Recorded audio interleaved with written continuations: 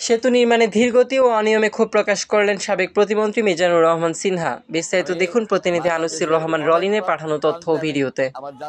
মুন্সিগঞ্জের কেরানীগঞ্জে মোল্লাবাজার সেতু নির্মাণে ধীরগতি ও অনিয়ম নিয়ে ক্ষোভ প্রকাশ করেছেন বিএনপির সাবেক স্বাস্থ্য প্রতিমন্ত্রী ও মুন্সিগঞ্জ জেলা বিএনপির আহ্বায়ক মিজানুর রহমান সিনহা।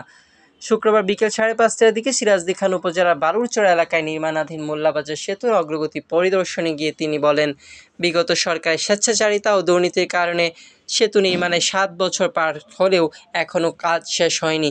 এতে 3 উপজেলা কয়েক লক্ষ মানুষ ভোগান্তিতে রয়েছেন।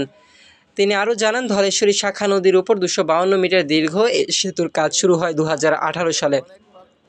সময় ও ব্যয় একাধিকবার বাড়লেও 2025 সালের অক্টোবরেও তা সম্পন্ন হয়নি। এ সময় প্রকল্প পরিচালক জিয়াউল ইসলাম জানান, আগামী বছর জুন মাসের মধ্যে সেতুর কাজ শেষ করে যান চলাচলের জন্য খুলে দেওয়ার পরিকল্পনা রয়েছে। তিনি আশা প্রকাশ করেন, এতে মুন্সিগঞ্জের সিরাজদি খান, টঙ্গিবাড়ি, লৌহজং সহ জেলার কয়েক লাখ মানুষ রাজধানীর সঙ্গে দ্রুত যোগাযোগ পাবেন। পরিদর্শনে জেলা বিএনপির অঙ্গ সংগঠনের নেতাকর্মী ও স্থানীয় গণ্যমান্য ব্যক্তিরা উপস্থিত ছিলেন।